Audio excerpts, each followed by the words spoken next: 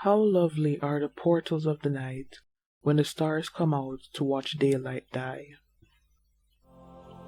Space, the final frontier, the greatest expanse known to man. While it appears to be a void of mostly darkness, there are the occasional twinkles of light that dot the fabric of the night sky.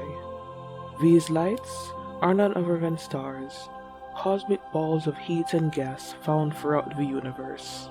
All stars, such as famous actors and singers, have a backstory, and cosmic ones are no different. These stars start out as a giant cloud of gas and dust, known as a stellar nebula, also referred to as stellar nurseries, a process and stage that lasts for millions of years.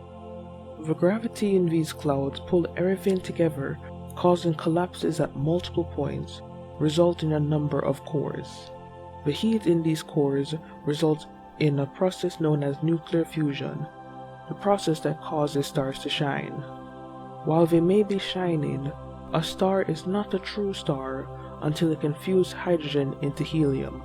Until then, it is known as a protostar, a state that lasts from 100,000 to 10 million years.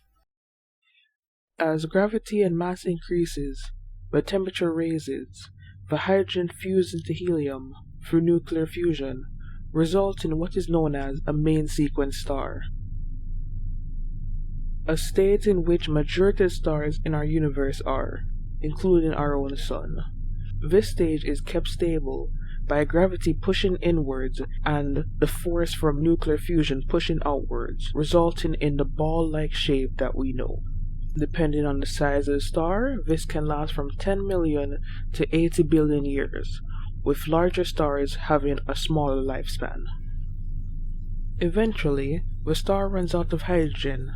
No hydrogen means no nuclear fusion, which causes the outward pressure to cease, leaving only the inward pressure of gravity to condense the star's core. This compression causes nuclear fusion to reignite, causing the star to expand greatly, resulting in and forming heavier elements up to iron. The next stage all depends on the star's original size. If it is a medium or small star like our sun, it expands into a red giant. Otherwise, if it's a massive star, it forms a red supergiant. While they become similar stars, from this point on, their life cycles differ. After a period of say 1 billion years, a red giant becomes unstable, expelling its outer layer, leaving behind a hot, dense core, which eventually becomes what's known as a white dwarf.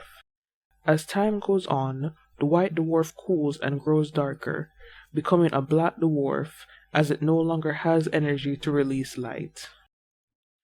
For red supergiants, they begin to shine brightly again as they go through many cycles of expansion and contraction, before eventually violently exploding in what is known as a supernova, which creates even more heavier elements, which are spread out all across the universe.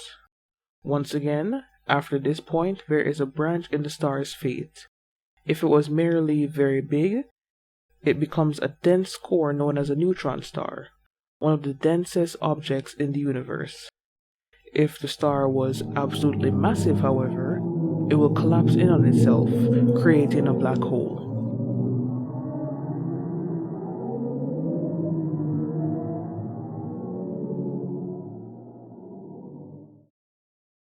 A black dwarf is not the only end of a white dwarf, however. If the white dwarf, for example, is part of a binary system, a solar system with 2 stars, or 1.4 solar masses, it too can become a neutron star. How does this relate to Helios, our own star? Well, it's currently in a stable main sequence stage, which it should stay in for another 5 billion years, after which its hydrogen will have been spent, causing it to go into its red giant phase. In this phase, it will consume the 3 inner planets, leaving Mars as the new first planet of the solar system. And this stage will last for up to 1 billion years, after which it will become a white dwarf, then a black dwarf, as it does not have enough mass to trigger a supernova and a black hole. Nothing lasts forever, not even a star. They may feel immortal, but it's only due to our own meager lifespans. But no matter how many new stars get created, they all will die in the end. Not even black holes, the ultimate end-all of a star, is immortal, lasting only 10 to the 67th power years. Eventually they will stop, as there will be nothing left to consume, and they will all fade away into true nothingness.